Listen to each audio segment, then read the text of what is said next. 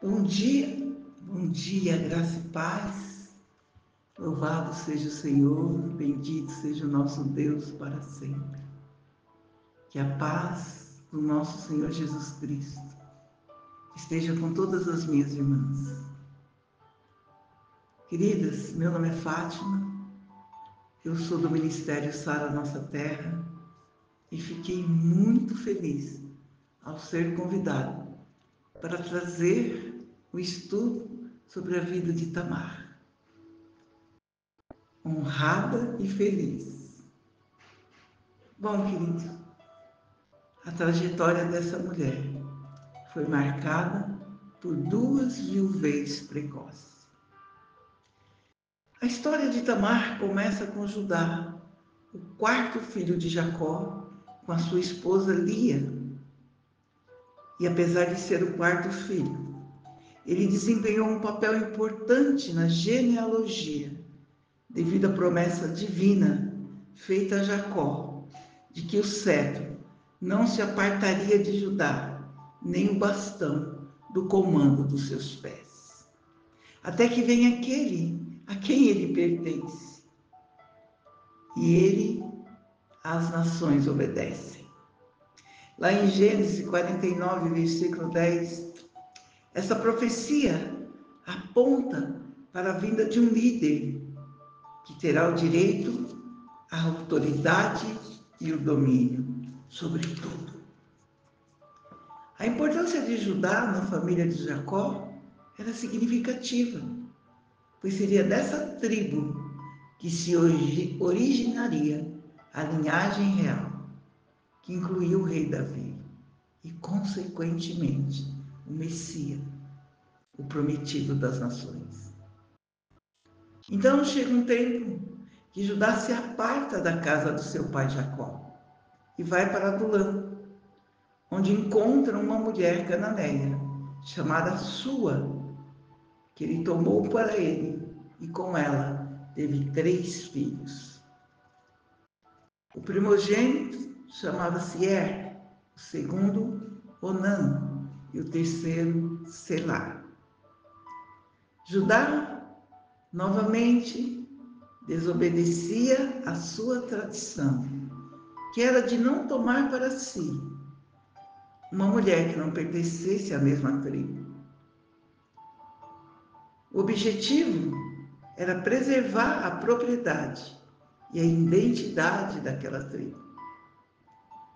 Os cananeus eram um povo pagão e, com certeza, os filhos seriam educados da maneira como Sua foi criada, né? Ou seja, sem princípios bíblicos. E agora, Judá está providenciando uma esposa para o seu primogênito. Já estava na idade de casar. E como era comum na cultura da época, foi escolhido para uma jovem chamada Tamar. E a história nos diz que era um homem perverso, mau, de má índole.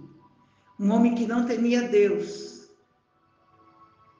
Afinal, ele foi educado desse jeito. Ou seja, muitas vezes nós, mães,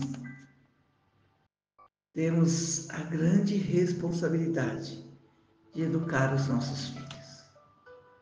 E a Bíblia diz: mostre à criança o caminho que ela deve andar. Mas a sua esposa, a esposa de Judá, era pagã. Ou seja, começou tudo errado com Judá. Ele se casa com uma mulher que não amava o mesmo Deus que ele. Um jugo diferente, um jugo desigual. E a casa dividida, ela não prospera. Mateus 12, no versículo 25, diz assim: todo reino dividido contra si mesmo será arruinado, e toda cidade ou casa dividida contra si mesmo não subsistirá. Com certeza, Sua não conduziu seus filhos para o caminho do bem. Ela não soube levá-los. educá-los para serem bons maridos. Foi um marido mau e perverso. Por isso, Deus o matou, sem deixar descendência, sem ter filhos.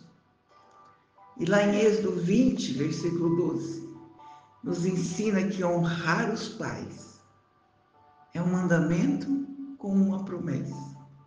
E que se cumprirmos, teremos vida longa na terra. Nem foi um bom filho e nem um bom marido. Naquela época, era comum seguir os costumes do liverato. Era uma prática em que se um homem era obrigado a se casar com a viúva do seu irmão falecido, especialmente se o casal não tivesse tido filhos. Esse costume tinha o propósito de garantir a continuidade da linhagem e preservar o patrimônio familiar e oferecer sustento e proteção à viúva. E dessa maneira, Tamar é dada ao segundo filho de Judá, Onã, como esposa, para cumprir o papel do liverato. Mas a Bíblia nos diz que Onã também não era um homem de bem. Egoísta, orgulhoso, ele se recusa a cumprir a obrigação de preservar a descendência do seu irmão falecido. Se ele engravidasse Tamar, o filho não seria seu, pertenceria ao seu irmão e, consequentemente, ele perderia o direito da primogenitura de um dos seus filhos. A Bíblia conta que Onã, todas as vezes que coabitava com Tamar, derramava seu sêmen na terra para não dar descendente ao seu irmão. Isso era mal diante dos olhos do Senhor. E por isso, também o Senhor o fez morrer. Agora Tamar fica viúva pela segunda vez. E ela sabia, Tamar tinha certeza que ela fazia parte da genealogia de Cristo. Ela sentia que havia sido chamado para esse propósito. Mas a linhagem sacerdotal de Cristo, a herança de Cristo tinha que ser preservada. A semente tinha que ser boa, íntegra, honesta, pura. E ela e Onã, infelizmente, não fizeram o que era bom diante de Deus. Lucas 6, versículo 44, diz assim: toda árvore é reconhecida pelos frutos que dá, mas não se aplicou a Judá. Os seus 2 frutos estavam estragados. Isso me leva a entender que filho de crente não é crentinho, filho de pastor não é pastorzinho. Mas Judá tinha um terceiro filho, que agora ainda não se encontrava na idade de se casar. Então Judá chama Tamar e pede para que ela vá para a casa de seus pais, até que Selá tivesse idade suficiente para se casar com ela.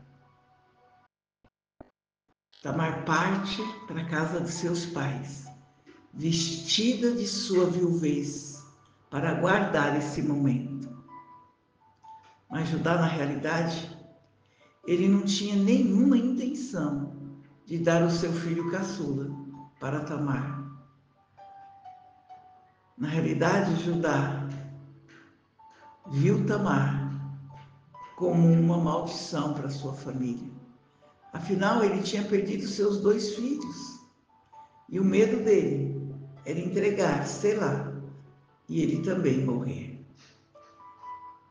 Infelizmente, ele via em Tamar maldição, mas não reconhecia a má índole de seus filhos. E vale lembrar que uma viúva sem filho naquela época estava numa posição de fragilidade diante da sociedade. A mulher sem filho geralmente era considerada amaldiçoada e ainda viúva. O tempo passou, chegou a época de tosquiar as ovelhas. Nessa época, Judá também ficou viúvo. E a Bíblia diz que ele foi até Tina, onde estava ocorrendo as tosquias das ovelhas. Ele foi para lá, levar as suas ovelhas para ser tosquiada, para negociar. No Oriente, as tosquias da ovelha geralmente era associada a uma grande celebração, com rituais pagãos. Inclusive, entre esses rituais, havia a presença de prostitutas cultuais. E o que seriam as prostitutas cultuais? Elas também eram conhecidas como prostitutas sagradas. São mulheres que, em algumas culturas antigas, em contextos religiosos, praticavam sexo em templos ou rituais como prática de uma religião. Acreditava-se que a intenção desse ato fosse garantir fertilidade e abençoar o povo e honrar os deuses. Quando Tamar soube que seu sogro estava viúvo e estava participando dessa tosquia, ela viu ali uma grande oportunidade de colocar seu plano em prática para garantir a sua descendência. Tamar tirou a sua roupa de viuvez e se vestiu como uma prostituta cultural e se colocou no caminho onde seu sogro Judá teria que passar. As prostitutas eram diferenciadas pelas suas vestes. Ela cobriu seus rostos com véus, deixando apenas os seus olhos de fora. E as suas roupas tinham cores específicas, diferentes das mulheres casadas, das jovens virgens e das mulheres respeitáveis. Quando Judá passou, ele logo foi atraído pela sua beleza no olhar e se deixou levar. Aqui me faz lembrar do cuidado que nós temos que ter para não cair na concupiscência dos nossos olhos. Geralmente nós somos atraídos pelo belo, pelo bonito. Quantos de nós, vou dar um exemplo bem fraquinho aqui, já não fomos atraídos, né? Por uma vitrine bonita, exuberante, por um vestido lindo, por um sapato que reluziu nos nossos olhos. E que muitas vezes, né?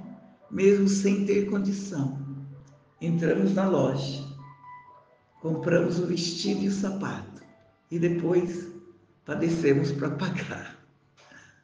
Ai, ai, cuidado com aquilo que os nossos olhos estão vendo. Judá deveria estar carente, viúva há pouco tempo, desejou ter relação com ela. O belo nos atrai, né? O belo nos atrai.